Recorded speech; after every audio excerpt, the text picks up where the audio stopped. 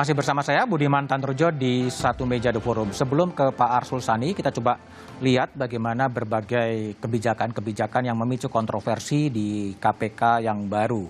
Oktober 2020, ini ada rencana pengadaan mobil dinas untuk para pejabat struktural KPK.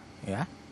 Itu lalu kemudian 27 Januari 2021 ada tes wawasan kebangsaan jadi syarat alih status ASN pegawai KPK sesuai dengan peraturan KPK nomor 1 tahun 2021. Kemudian 25 Mei 2021 memberhentikan 51 pegawai yang tidak lolos tes wawasan kebangsaan, menonaktifkan ya sebenarnya tepat. Oke, lanjut. Lalu kemudian 30 Juli 2021 ada juga perubahan aturan perjalanan dinas pegawai KPK boleh dibiayai oleh pengundang. Ini peraturan pimpinan nomor 6 tahun 2021. Lalu kemudian 20 Agustus 2021 akan menggandeng napi korupsi dalam penyuluhan anti korupsi, memberikan testimoni atau memberikan cerita soal bagaimana hidup di penjara. Lanjut. Oke, ada beberapa kebijakan. Pak Arsul Sani, jadi banyak kebijakan-kebijakan yang diambil memicu kontroversi, memicu kritik publik. Apa yang akan dilakukan oleh Komisi 3 dalam konteks itu, Pak? Ya, Komisi 3 kan memang punya fungsi pengawasan terhadap mitra kerjanya dalam hal ini penegak hukum termasuk KPK. Tentu nanti akan kami dalami. Dalam masa sidang yang dimulai 16 Agustus kemarin, Komisi 3 memang sudah menjadwalkan untuk melakukan rapat kerja pengawasan, rapat dengar pendapat dengan KPK, dan tentu hal-hal yang misalnya soal apa yang disampaikan oleh ORI dan kemudian oleh Komnas HAM akan menjadi bahan kami. Memang kalau secara kinerja di mata publik harus diakui bahwa KPK pada saat ini itu negatif. Negatif. Ya, negatif itu harus diakui di mata publik. Tetapi kan tentu kami harus lihat juga ya nanti secara mendalam baik dari aspek kuantitatifnya maupun aspek kualitatifnya. Kuantitatifnya itu misalnya begini, dalam ajuan anggaran KPK itu kan setahun untuk penyelidikan ada sekian, untuk penyidikan sekian, penuntutan sekian. Lah ini 6 bulan pertama sudah tercapai berapa? Dan kemudian itu dari kuantifikasinya, kemudian dari kualifikasinya, ini korupsinya korupsi ecek-ecek atau juga termasuk yang selama ini dari waktu ke waktu ya itu menjadi peta jalan pemberantasan korupsi KPK ya kan. Yang peta jalan itu kan yang gede-gede ya, misalnya soal mafia sumber daya alam ya, mafia pajak. Ada kasus pajak yang kemudian kita lihat memang ada yang mulai diproses, tetapi yang terkait dengan misalnya penggeledahan yang banyak disebut oleh sejumlah pihak itu gagal, itu seperti apa, itu kan belum ada jawaban ya. Oke, baik. Kami harus melihat itu ya, tidak hanya sekedar mengambil dari apa yang ada di ruang publik saja. Baik, Pak Arsul, ke Pak Wayan Sudirta, anggota Komisi 3 dari PDI Perjuangan.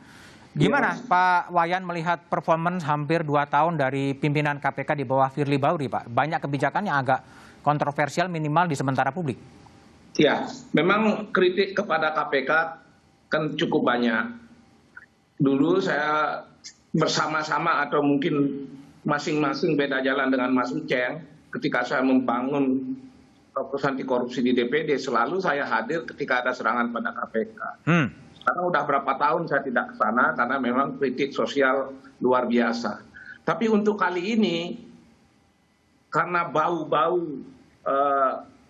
program testimoni ini mengarah kepada manfaat pencegahan, saya harus berani mengatakan bahwa saya beda pendapat dengan beberapa teman, karena asumsinya juga berbeda, karena saya pikir kalau seorang yang terseleksi dan melakukan itu karena terpaksa dan tekanan, lalu dia bercerita tentang pahitnya, liku-likunya dan sebagainya, keluarganya malu dan sebagainya yang dialami selama melakukan korupsi ini, selama proses ini.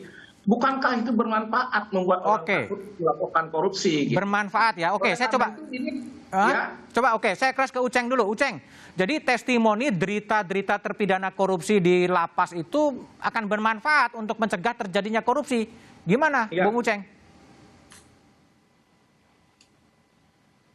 Saya pikir lahir dari cara berpikir yang tidak pas ya. Paling mungkin dia hanya bisa bercerita kehidupan dia di lapas seperti apa. Itu aja.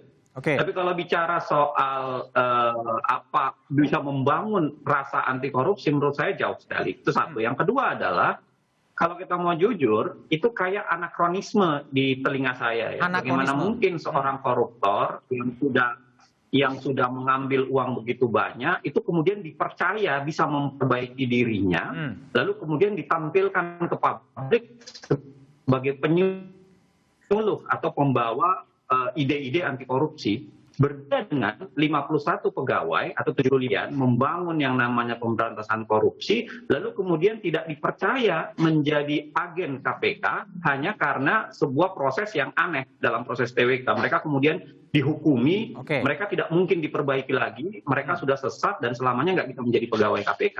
Menurut saya itu terkesan di benak saya sangat anakronistik dalam artian bagaimana mungkin pelaku koruptor itu kemudian dipercaya untuk melakukan sesuatu, sedangkan pemberantas korupsi itu tidak dipercaya lagi untuk melakukan sesuatu berkaitan dengan proses korupsi. Dan yang ketiga adalah lahir dari cara pandang yang nggak tepat menurut saya. Mau dibandingkan dengan narkoba, mau dibandingkan dengan terorisme, di dalam narkoba dan terorisme itu selalu ada nuansa yang namanya korban.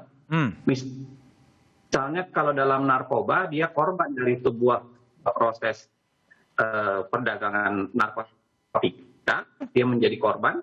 Begitu terorisme dia korban dari sebuah narasi keagamaan pas.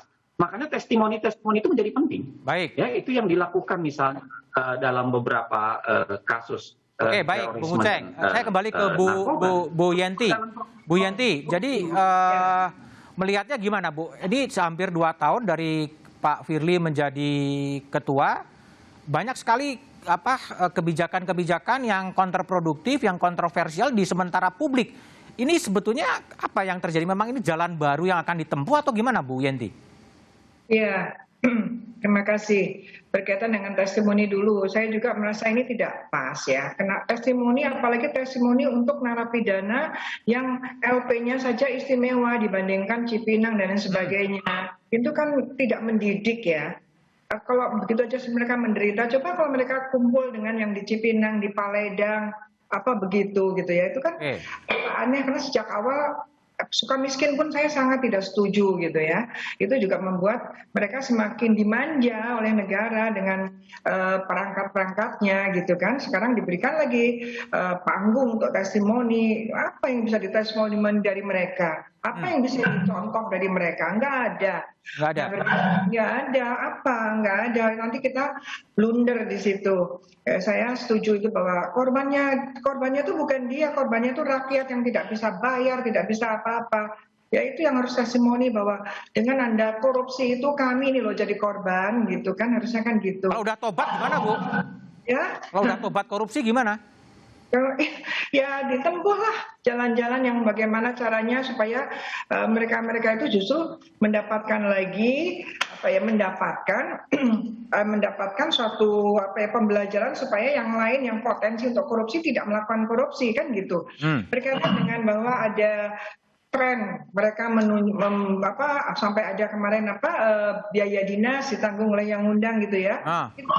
Itu kan sangat potensi sangat ke arah gratifikasi gitu kan, aneh gitu juga kan. Kok gitu. Jadi kalau yang undang itu kan bahaya sekali. Yang undang tadi yang membayari. Nah itu kan mengganggu mentalitas mereka juga. Itu juga kriminogen. Itu bisa jadi malah nanti orang-orang KPK yang datang di suatu tempat untuk mengadakan suatu kegiatan, itu malah bisa-bisa mereka juga mau disuap dan sebagainya. Siapa yang bisa menjaga bahwa mereka hanya menerima sesuai dengan jumlah biaya dinas? Oke, baik. Saya kembali ke Bung Khairul Anam. Bung Khairul Anam, jadi kalau dalam perspektif hak asasi manusia ya, apakah napi-napi korupsi yang sudah menjalani hukuman dan kemudian selesai, itu kan sebenarnya sudah mempunyai hak yang sama ya? Kalau kemudian direkrut menjadi penyuluh anti korupsi, pandangan Anda gimana?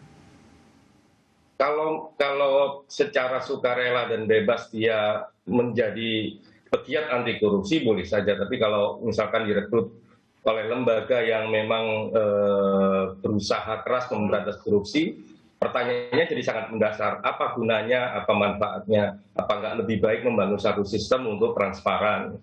Apa nggak lebih baik misalnya membangun semangat bahwa yang namanya korupsi itu memang merugikan dan sebagainya. Nah, ngomong kerugian ya, saya setuju dengan Bu tadi bahwa korban yang ngomong bisa semuanya, bisa ibu-ibu, bisa anak sekolah, bisa macam-macam, itu jauh lebih manfaat. Baik. Saya kembali ke Bung Zainal Arifin Mohtar, Bung Uceng. Ini kan banyak sekali langkah-langkah yang dinilai publik kontroversial, meskipun ada juga yang mendukung, ya, ada yang mendukung juga, banyak yang mendukung langkah-langkah KPK yang baru. Tapi pertanyaan saya, apakah dengan banyaknya produksi kebijakan yang kontroversial itu kita masih bisa berharap kepada KPK yang dipimpin oleh Komjen Firly Bahuri? Tapi jawaban Uceng setelah jeda berikut ini.